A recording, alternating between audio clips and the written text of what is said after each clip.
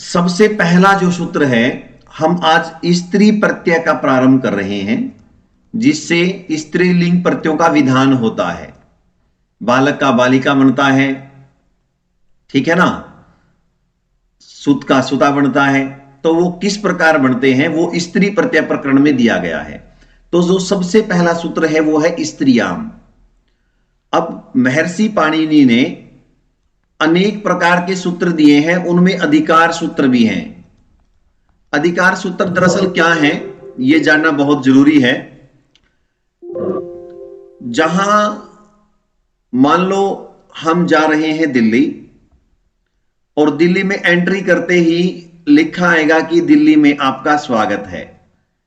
तो जब पाणिनि जी सूत्रों की व्यवस्था कर रहे थे, सूत्रों को लिख रहे थे, तो उस समय कुछ सूत्र बीच में, जैसे स्त्रियाम आ गया, तो स्त्रियाम सूत्र बताता है कि यहां से स्त्री प्रत्यय प्रारंभ होते हैं, या स्त्री लिंग बनाने वाले जो सूत्र हैं उनका प्रारंभ होता है, और वो एक निश्चित सूत्र तक जाते हैं। तो इनको बोलते हैं अधिकार सूत्र। मैं फिर से बता रहा हूं, महर्षि पाणिनि ने अधिकार सूत्रों की व्यवस्था भी की है। अधिकार सूत्र क्या होते हैं? एक निश्चित दूरी तक, सूत्रों के माध्यम से दूरी तक ये अपना अधिकार रखते हैं। जैसे ये स्त्रियाम सूत्र है, ये समर्था नाम प्रथमादवा, इस सूत्र तक इसका अधिकार है। इस सूत्र से लेकर के इस सूत्र तक आने वाले जितने बीच के सूत्र होंगे वो सारे स्त्रीलिंग संज्ञा करने वाले सूत्र हैं। वो सारे क्या हैं? स्त्रीलिंग संज्ञा करने वाले सूत्र हैं। तो ये क्लियर स्त्रियाम अधिकार सूत्र है। स्त्रियाम से लेकर के समर्था नाम प्रथमादवा, यहां तक बीच में जितने सूत्र आएंगे वो सारे स्त्री प्रत्ययों का विधान करने वाले सूत्र होंगे। ये सिर्फ अधिकार सूत्र के रूप में आपको याद करना है। अग्रिम है अजाद्यत स्टाप। ये ध्यान से देखना है आपने। इस सूत्र को यदि हम तोड़ करके लिखें तो पहला शब्द लिखा है इसमें अजा, ये अजा यहां हो गया। आगे शब्द लिखा है इसमें आदि, आदि, और आगे इसमें शब्द है अतः, और उसके बाद लिखा है टाप। ध्यान दें, मैंने इसको मात्र तोड़ा है, अजा, आदि, अतः, टाप, कि अजा आदि शब्दों से, अजा आदि शब्दों से और अतः एकारांत शब्दों से टाप टाप प्रत्यय होता है। कब होता है? जब स्त्रीत्व धोत्य करना हो, जब इन शब्दों का स्त्रीलिंग बनाना हो तो अजा आदि शब्दों से और एकारांत शब्दों से टाप प्रत्यय होता है। तो जनाब टाप प्रत्यय आपने ये देखना कि टाप का मात्र आ शेष बचता है। वो कैसे बचता है? एक सूत्र आया है हलंत्यम। हलंत्यम सूत्र कहता है कि जो अंतिम हल है उसकी इत संज्ञा होती है, वो हलंत होता है। अंतिम हल, जो अंतिम हल है उसकी इत संज्ञा होती है, ये हलंत्यम सूत्र कहता है। और हल का मतलब व्यंजन। हल का मतलब क्या है? व्यंजन। अब ये पै है, ये अंत में है और हलंत भी है।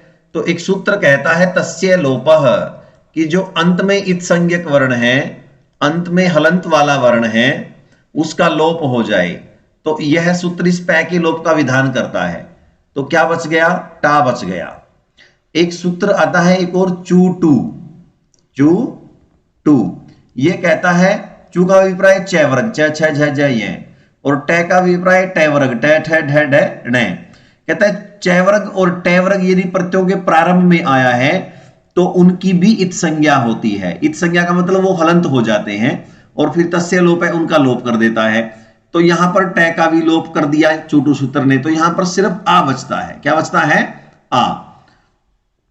तो जो ये शब्द हैं, अज से अज, एडक से एडका, असव से असवा, चटक से चटका, मूसक से मूसिका, बाल से बाला, वत से वत्सा, होड़ से होड़ा, मन से मंदा, विलात से विलाता, मेदा, गंगा, सर्वा, ये सारे के सारों में टाप प्रत्यय है यदि वो पूछे। और एकारांत जो शब्द होते हैं उनमें भी टाप प्रत्यय होता है, जैसे बाल से बाला, ठीक है ना। ऐसे ही सुत से सुता, तो आपने ध्यान रखना है, जब प्रश्न पूछेगा तो इनमें से ही पूछेगा। अस्वा, चटका, मूसिका, बाला, वत्सा, होडा, मंदा, विलाता, ये सारे आजादी में आते हैं, अजा आदि शब्दों में आते हैं। और एकारांत शब्द जितने भी हैं, चाहे वत्सा हो, चाहे बाल से बाला हो, वो सारे के सारे में जब स्त्रीलिंग कहना होगा तो टाप प्रत्यय होगा। तो पेपर में मोस्टली यही पूछा जाता है, इनमें से शब्द दे देते हैं और पूछते हैं कि इनमें कौन सा प्रत्यय है। अग्रिम देखते हैं।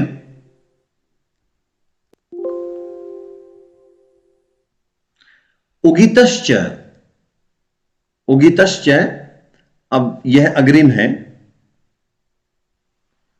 उगितात् प्रातिपदिकात् स्त्रियाम गीप स्यात्।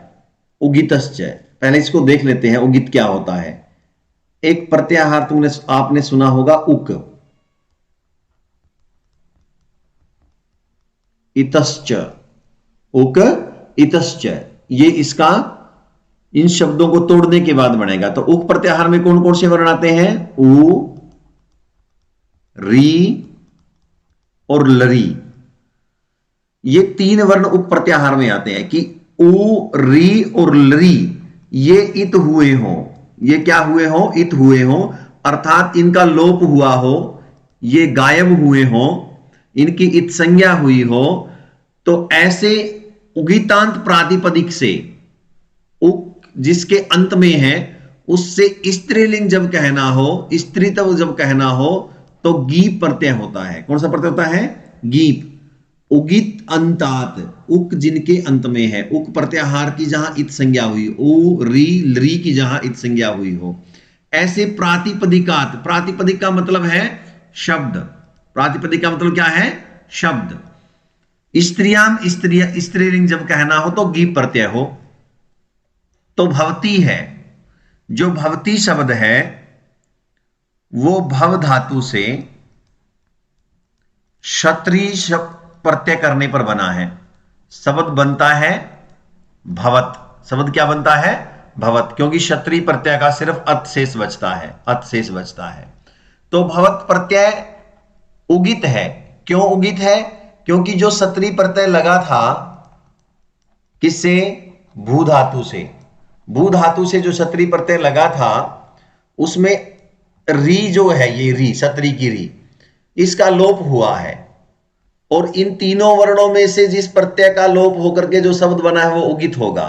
तो क्षत्रिय प्रत्यय में री का भी लोप हुआ, श का भी लोप हुआ, तो ए और तय शेष बचे, ए और तय शेष बचे, और भू को गुण होकर के यह भवत शब्द बना। हमने सिर्फ भवत शब्द देखना था, कैसे बना?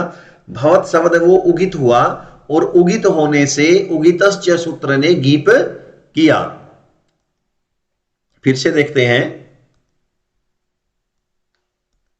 जो उगितश्च है वो कहता है कि उक जहां इत हुआ हो, उक प्रत्याहार की जहां इत संज्ञा हुई हो, ऐसे प्रत्यय से लग करके जो प्रातिपदिक बना है, जो शब्द बना है, प्रातिपदिक का मतलब शब्द, तो उनसे गीप प्रत्यय होता है। तो मैंने आपको उदाहरण दिया भू क्षत्रिय गीप। मैंने बताया कि भू धातु से क्षत्रिय प्रत्यय जब किया तो भवत शब्द बनता है, भवत। और ये भवत शब्द कब बनता है? जब क्षत्रिय प्रत्यय का अत शेष रहता है। वो क्यों शेष रहता है वो मैंने बता दिया आपको। री का इसकी लोप हो जाता है और श का भी इसका लोप हो जाता है, इसका अत शेष बचता है, और वो अत जुड़ करके भवत शब्द बनता है। तो इसलिए जो भवत शब्द है वो उगित हुआ। क्या हुआ? उगित हुआ। क्यों हुआ? क्योंकि इसमें री का लोप हुआ है, री की संज्ञा हुई है और उसका फिर लोप हुआ है। और री में हमारे उक प्रत्याहार में यही बनाते हैं, उ, री और लरी। ठीक है, तो इसलिए यहां पर गीप प्रत्यय हुआ और रूप बना भवंती। ऐसे ही पच धातु से जब क्षत्रिय प्रत्यय करेंगे रूप बनेगा पचंती। आगे बढ़ते हैं। अग्रिम टिड ढाण अय दव्यसच ददनय मात्रच तयप ठक ठय कय कवरपह। ये प्रत्यय दिए गए हैं कि अनुपसर्जनम, अनुपसर्जन का मतलब उपसर्ग से रहित। यदि यदि टित आदि प्रत्यय जिसके अंत में हो, टित आदि तदंतम यदंतम प्रातिपदिकम, टित आदि प्रत्यय जिसके अंत में हो और उनसे जो प्रातिपदिक बना है उससे स्त्रीलिंग में गीप प्रत्यय हो। सबसे पहले फिर वही बात मैं आपको बता देना चाहता हूं, आपको समझना पड़ेगा प्रातिपदिक क्या है। प्रातिपदिक है शब्द। प्रातिपदिक क्या है? प्रातिपदिक से आपका अभिप्राय होना चाहिए शब्द, क्रिया नहीं। प्रातिपदिक कब बनता है? जब जैसे राम से सु प्रत्यय लगा करके प्रथमा विभक्ति के एक वचन में राम बनता है, तो अब राम क्या हो गया? प्रातिपदिक हो गया। ठीक है, तो यह सूत्र कहता है कि जो टित हो, जिसके टी प्रत्यय लगा हो, ढ प्रत्यय लगा हो, नय प्रत्यय लगा हो, दवे सच प्रत्यय लगा हो, ददनय लगा हो, मात्रच लगा हो, तय प्रत्यय लगा हो, ठक लगा हो, ठय लगा हो, कय लगा हो और कवरप लगा हो, ये प्रत्यय लग करके जो प्रातिपदिक बना है, जो शब्द बना है, उससे भी क्या होगा? उससे भी गीप प्रत्यय होगा। लेकिन वो कैसा होना चाहिए? उपसर्ग से रहित होना चाहिए, अनुपसर्जन होना चाहिए। अग्रिम जो स्लाइड है उस पर हम इसके उदाहरण देख लेते हैं, वहां से आपको बिल्कुल क्लियर हो जाएगा। यहां देखें आप, टित क्या होता है? जिसमें टैकित संज्ञा होती है उसको बोलते हैं टित, जिसमें कैकित संज्ञा होती है उसको बोलते हैं कित, जिसमें पैकित संज्ञा होती है उसको बोलते हैं पित। और इत संज्ञा का फल क्या है? लोप। तस्य लोप से लोप। जिसकी इत संज्ञा होगी उसका लोप हो जाएगा, वो गायब हो जाएगा, वो डिलीट हो जाएगा। तो जिसमें टैकित संज्ञा हुई हो जिस प्रत्यय में, उसको टित बोलते हैं। तो शब्द जो है कुरु शब्द पूर्वक, जो पहला है कुरु शब्द पूर्वक चर धातु थी और एक सूत्र था चरे टय, उससे टय प्रत्यय हो गया। अब टय प्रत्यय जो टय है वो गायब हो जाएगा इसका। क्यों? क्योंकि वो चूटू जो सूत्र था वो कहता था कि प्रत्यय के शुरू में ही यदि च और टय वर्ग आए हो तो वो गायब हो जाते हैं। जब टय गायब हो जाएगा तो ए तो बच ही जाएगा। तो ये शब्द बन गया कुरुचर। क्या बन गया? कुरुचर। अब कुरुचर शब्द टित है। कुरुचर शब्द कैसा है? टित। टित क्यों है? क्योंकि चर धातु से टय प्रत्यय हुआ था, चरेश टय सूत्र से, तब कुरुचर शब्द बना है। और टय भाग गया, डिलीट हो गया, अर्थात टय की इत संज्ञा हो गई, इसलिए कुरुचर शब्द टित हुआ। और टित होने से वही सूत्र कहता कि टित शब्दों से गी प्रत्यय होगा, तो कुरुचर शब्द से गी प्रत्यय होकर के कुरुचरी बन गया। इसी प्रकार नदट शब्द है, नदट होती है नदी।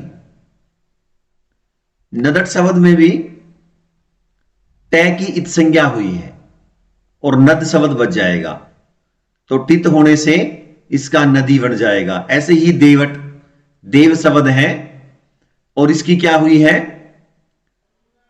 टय प्रत्यय इसका गया है, इसलिए क्या होगा? देवी हो जाएगा, गी प्रत्यय होकर के, क्योंकि यह भी टित है। अग्रिम ढ, ढ प्रत्यय जहां पर लगा हो, ढ प्रत्यय लग करके जो प्रातिपदिक बना हो उससे भी गी प्रत्यय होता है।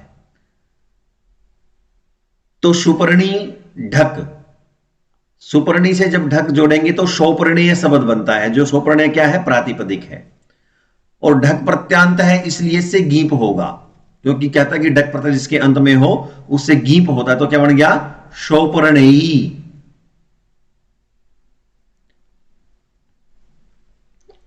एक तद्धितों में शब्द सूत्र आता है स्त्रीभ्यो ढक, स्त्रीभ्यो ढक। यदि किसी की स्त्री की संतान के विषय में कहना हो, किसी स्त्री की संतान को कहना हो, तो उस शब्द से ढक प्रत्यय होता है।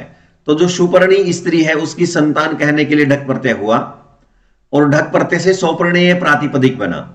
हमने ये देखना कि सोपर्णीय ढक प्रत्यय से बना है, इसलिए सोपर्णीय शब्द से गीप होकर के सोपर्णीय बनेगा। अग्रिम अण प्रत्यांत, अण जिसके अंत में हो, तस्य अणय।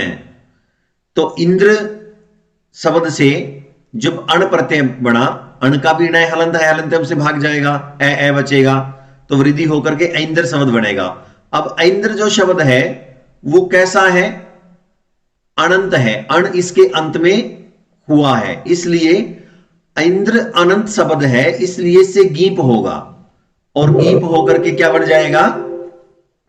ऐंद्री शब्द बन जाएगा।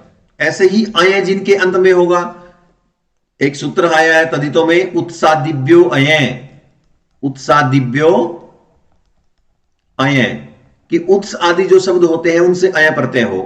तो ये उत्स था, इससे अय प्रत्यय हुआ, यह भाग गई, स में ए मिल गया, और उ को वृद्धि हो गई, औत्स बन गया। तो औत्स प्रातिपदिक में क्या प्रत्यय है? अय प्रत्यय है, अय प्रत्यय। इसलिए जो पीछे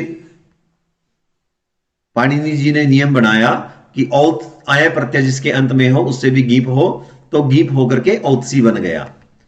इसी प्रकार उरेदवस शब्द से भी गीप, उरेदवसी, उरुददन से उरुददनी, क्योंकि ददनच प्रत्यय है, मात्रच प्रत्यय है तो उरु मात्री, तय प्रत्यय है पंचतई, ठक प्रत्यय जिसके अंत में होगा उससे भी गीप होगा, आक्षिक शब्द में आक्षिकी, और ठय जिसके अंत में होगा उसमें भी गीप होगा, लावणिक शब्द में ठय प्रत्यय है लावणिकी, और यादृश शब्द से भी गीप हो गया क्योंकि कैस के अंत में है यादृशी, और इत्वर शब्द से भी गीप हो गया इत्वरी।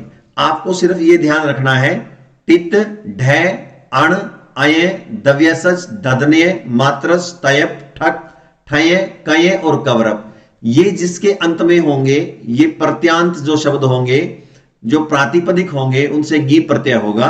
और परीक्षा में आपसे सीधे ये पूछ जाएंगे, कुरुचर, शौपर्णेय, ऐंद्र, औत्स, उरुदव्यस, उरुददन, उरुमात्र, पंचतय, आक्षिक, लावणिक, यादृश और इत्वर, जो यह भाग है ये तद्धितों का भाग है। ये परीक्षा में आपसे स्त्री प्रत्ययों के संबंध में नहीं पूछा जाएगा, ये जब तद्धित हम करेंगे तो उस समय मैं आपको अवश्य कराऊंगा। तो आपको समझाने के लिए मैंने थोड़ा सा ये बताया था। अग्रिम देखते हैं,